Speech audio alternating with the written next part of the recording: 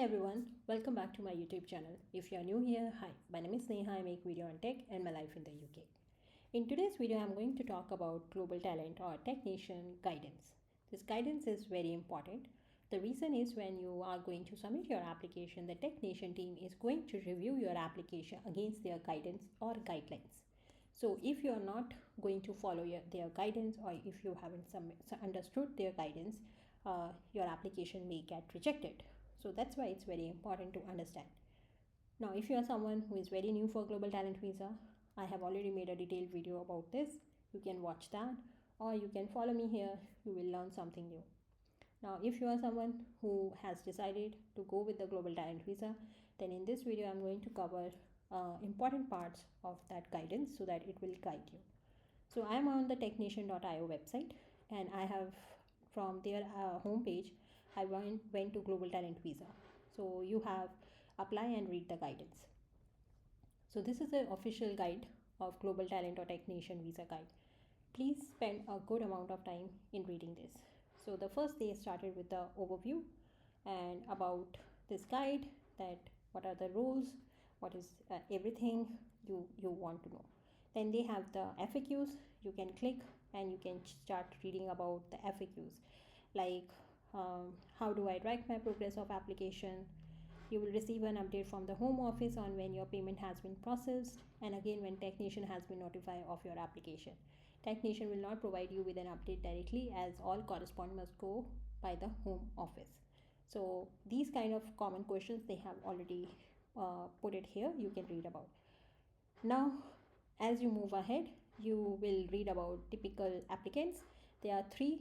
You are from the technical background, you are non-technical, but from business role, you are non-technical, applicants from non-technical organization. So if you remember, I told you about there are three domains: arts and culture, research and academic, and then you have digital technology. So this is all about the digital technology, because in digital technologies, they are people who are technical, who are non-technical, and then they are non-technical people from the non-technical organizations. So this is about that. Now, if you are confused, like product managers, they are into technical or non-technical. So, or if you are a business development management manager, so these are the business applicants. These do fall into technical applicants, but they are into the non-technical role, business role. Now, if you are a founder, CTO, VP of a big company, or you have put the investment, then you will fall into the business applicants. Now let's see the example of technical skills, and business skills you can go ahead by them yourself. So here you have all the DevOps, system ops, principal software designer, principal software engineers, UI UX, data scientists, AI, ML, VR, CTO, VP, mobile app developers, everything you have. So if you are a programmer like me, you will be falling into this category. The most important thing here is who cannot apply for this. So I want to highlight this first thing. So if you are from service delivery, process delivery, outsourcing, consultancy, technical or management, ERP consultancy, system admin, and all other related fields, you are not eligible. Now what it means. So I will talk from the Indian perspective. So if you are employee of Infosys, Capgemini, Publicis Sapient, your HCL, then you are not able to apply for this particular visa. So you cannot go ahead about this. And then you can just read more about this, that who else cannot apply for this. And then comes the eligibility criteria. So what they say is that if you are a leader, then they will call it as exceptional talent, or emerging or potential leader, exceptional promise. And what happen is, in exceptional promise, applicants are likely to have less than 5 years of experience. So if you have 5 years of experience, yes, you are eligible for exceptional promise. If you have more than 5 years of experience, you are eligible for the exceptional talent. Okay, and then technician will assess your endorsement application, establish whether your skills and achievement meet the eligibility criteria or not. Now here, this is what they are looking for. So applicant must either meet one mandatory and two optional exceptional talent, or meet one mandatory and 2 optional exceptional promise. So they have exceptional talent and exceptional promise. So if you are able to meet 1 mandatory and 2 optional, then you can go ahead. Now in exceptional talent and exceptional promise, what they are looking for. So an applicant evidence exceptional talent must show they have more than 5 years of experience and provide evidence for 2 of the following. So these are the 4 things they are looking for. Out of this, you can provide minimum 2. A proven track record for innovation as a founder, a senior executive of a product-led digital technology company, or as an employee working in a new digital field or concept. Proof of recognition for work beyond the applicant's occupation that contributes to the advancement of the field.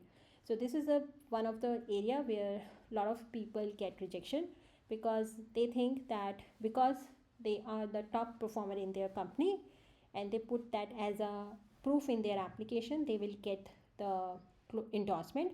But generally, if you will go and read it very carefully, they are saying work beyond the applicant's occupation that contributes to the advancement of the field. So yes, you are a top performer in your company, but what was the impact of that work to the advancement of that field? Or what is the work, what was the impact of your work beyond your job? So this is very important thing to remember when you are writing your documents. They have made significant technical, commercial, or contribution to the field as a founder, senior executive, board member, or employee to a product-led digital company. So again, you should have very significant technical and all these contribution with you. You need to show technical, you need to show commercials, that what the business you brought back to your company, what was the impact monetary happened because of your work.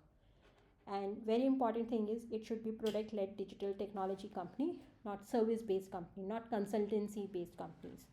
They have demonstrated exceptional ability in the field of academic contribution through research published or endorsed by an expert.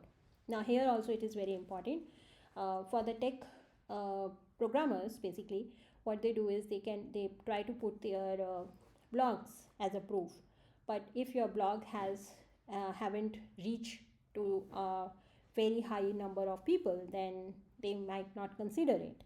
And also if your blog, or if you have written a ebook or something, it is not endorsed by an expert, then again it is not gonna get uh, it is not gonna get uh, uh, considered for your application. So what you need to do is you need to go through these all 4 things. Whatever the work you have done so far, think if this is fitting in all these 4 part.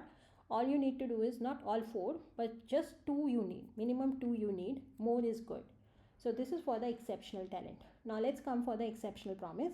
They are looking for more than 5 years of experience, which you will have, but this is where again you have to think. Innovation as a founder of a product-led digital technology company, as an employee working on a new digital field or concept. So this is the first thing. A proof of recognition for work beyond the applicant's occupation that contributes to the advancement of the field.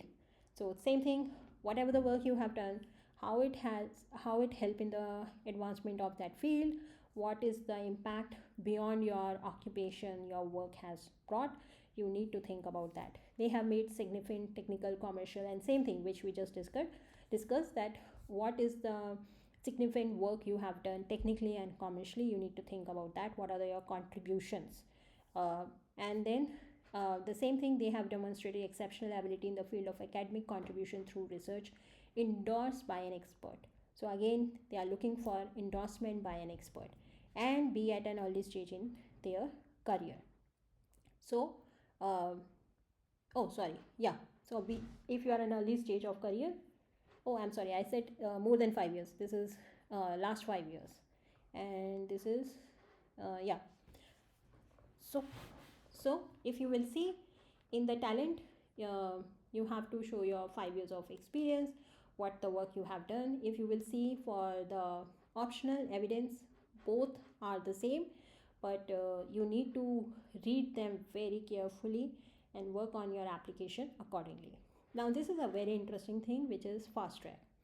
Now what is fast track? So if you have watched my first video, I said you cannot do fast track for global talent visa stage 1, but there is a catch. The catch is, if you are accepted onto current or future program at one of the recognized UK accelerator programs listed below. So these are the one. So if you got accepted into their current or future program, then you will put on the fast track application. So this is gonna help you a lot.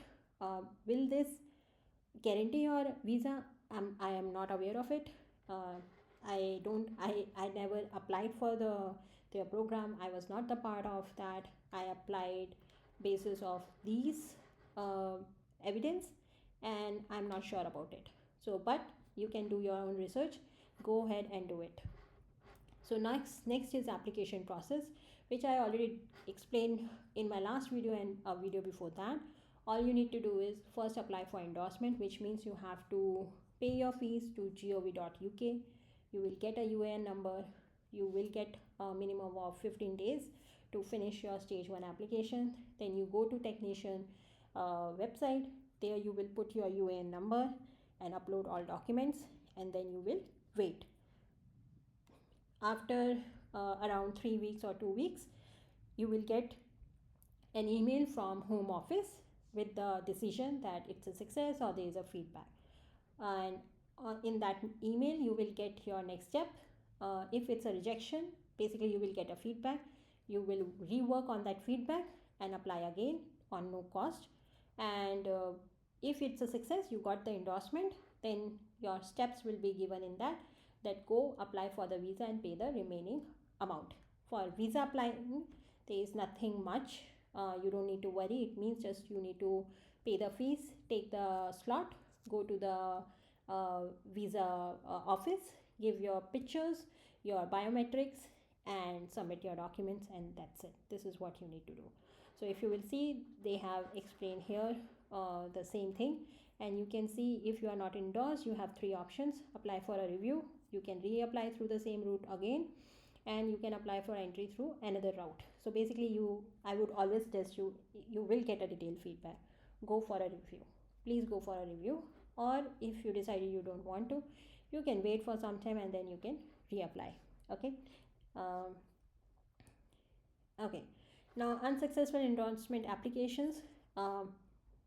What I have observed, the most of the time the rejections are happening is because the people are not taking care of their documents, or not taking their documents seriously and their evidence seriously, and they are not actually going through the official guidance. Again, I would request you go through the official guidance. It will help you a lot and avoid the rejections. So I will highly encourage you to do it. And it's not just about how your evidence should be. There are other things to be considered. I will make another video for that, which will help you to understand that what are the things you need to take care. Okay. But if you will read, submitting complex or excessive amount of information is unlikely to strengthen your review or assist the process. So I have seen people, so there is a limit of the document should not increase more than 6 pages. People just keep updating. There is a instruction that do not put external links. People just put external link, and technician team just reject it because they are not gonna click and open that. Okay. As you cannot change your original application, carefully consider whether the mistake you have identified will change the outcome without new evidence. So do take care of that also. Okay. Now document and evidence, you have a whole checklist. So again, technician provide you each and everything. So you can just go ahead and check. Why do you want to come to UK? What is your planned occupation in the UK? Which region or city of UK you are planning to live in? How will the UK digital technology sector benefit from your work? So these are the things you need to put on your personal statement. And this is very important because this is the only place where you can talk to technicians that why they should consider you. And in that, please talk about future rather than past, that I did that. Please talk about future, that what value you are going to bring in UK if they will give you this visa. You have CV with your career and publication history included. It must type and be up to 3 sides of A4 paper.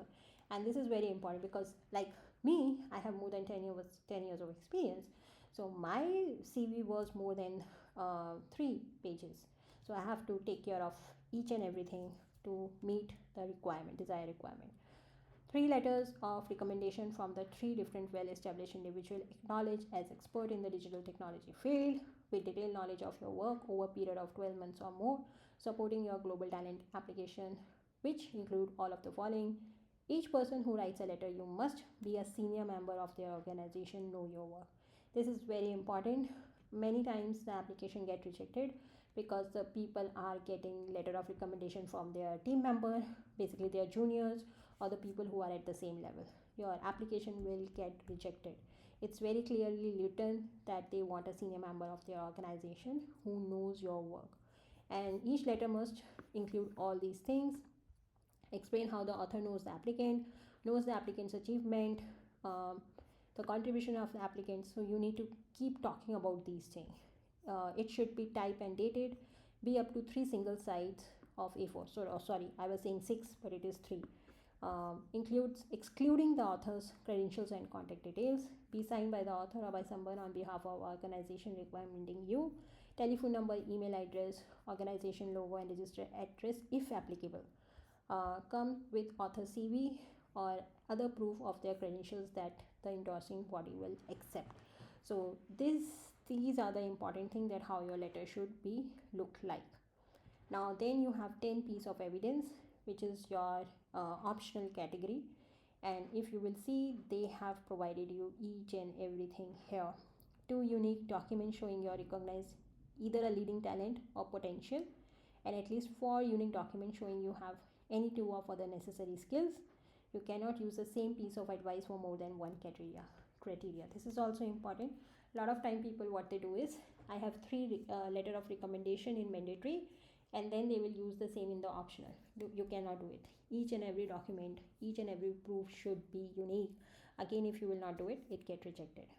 The evidence you supply for demonstrate you meet the eligibility criteria must consist of no more than 10 documents in total. Again, please do not submit more than 10 documents. In fact, 10 is the limit. It doesn't mean you need to meet all the 10. You can submit 6, 7, 8, because if someone has less than 5 years of experience, obviously they might not be having so many evidence, so it's fine. This is about the business. If you have business, you will tell about that. You must use technician applicant form to state which of your supporting document relate to your chosen. So when you are uploading your application in your documents, you need to also upload letter of recommendation mandatory, and optional you will be putting your optional. And if you choose to provide this information in the form of cover letter, you will need to upload it as one of your 10 supporting documents.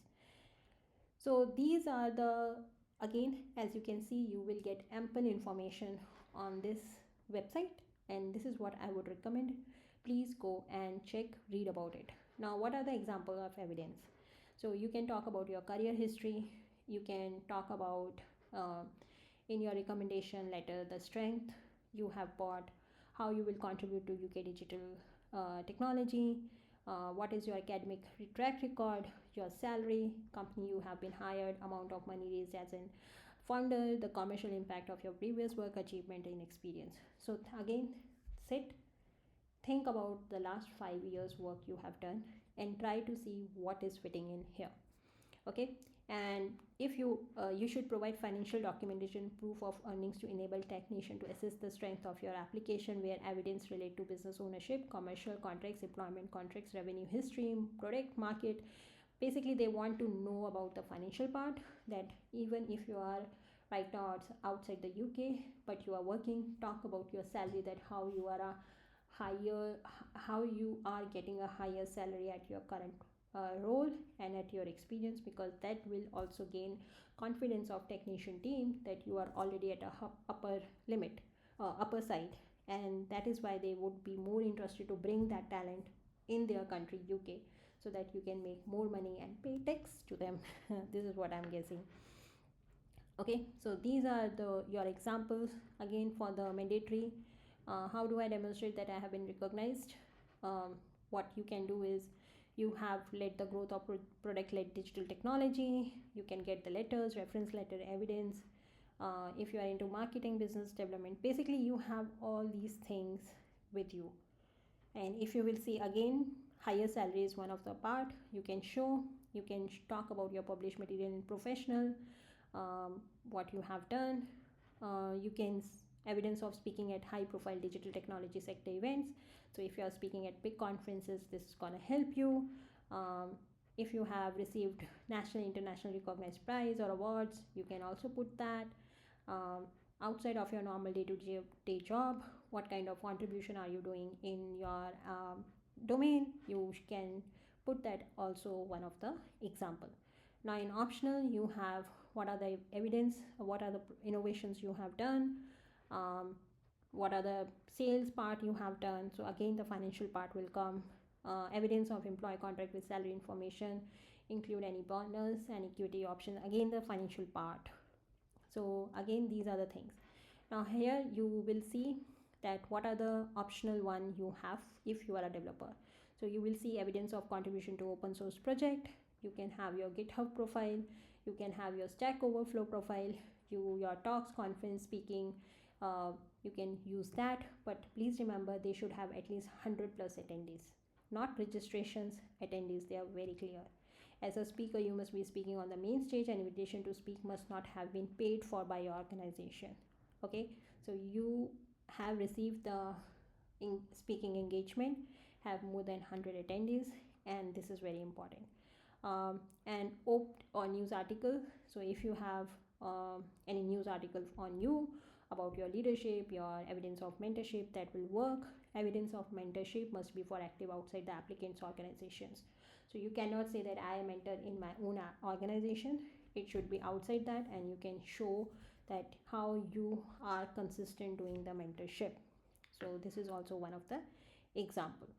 So again, please go ahead, read about this is a very good guide. If you will go through that, this will help you to understand that how your visa guidance, visa documents should be. Okay, so very important to take care. Now here if you will see, they have kind of a release notes. If you will see visa guide change law, because there are a lot of things going around regarding immigration. So whenever there is a change in any law or something, they start capturing. So if you will see, the last one was April 2023, in which they have changed these category, which is a year back. So there is no latest change, so you are pretty good. They do added about ChatGPT, added note regarding use of artificial intelligence or language processing tools, examples ChatGPT. Okay, so yeah, I hope this video was helpful for you. If you have any question, anything you want to know, anything you want me to cover, please let me know. I would be very happy to cover that, and I will try to reply to your comments. Thank you. Take care. Bye.